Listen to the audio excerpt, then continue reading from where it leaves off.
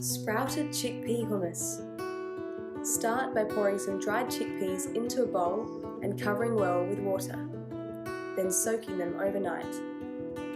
The next day, strain and rinse them, and repeat this the next day, and the next day.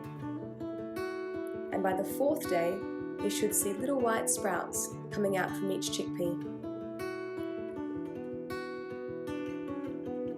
Transfer these to a pot of boiling water and add a little bicarb.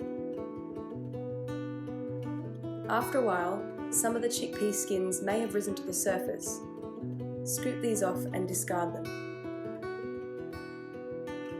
Add some salt, and when they're nice and soft, pour them into a sink via a colander. Rinse them well.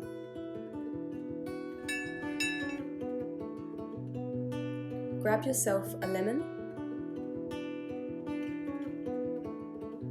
and remove the skin from several cloves of garlic.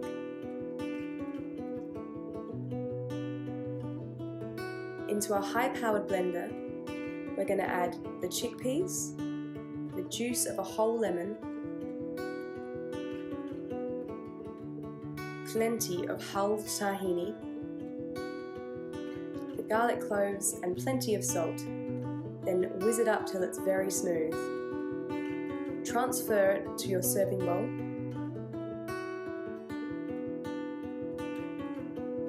And toast off some cumin seeds.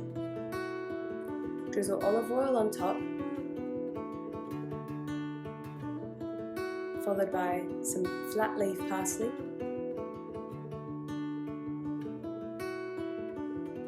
some optional smoked paprika, and those lovely toasted cumin seeds. Serve with whatever you like. Here I've got some roasted veggies to dunk in. And enjoy!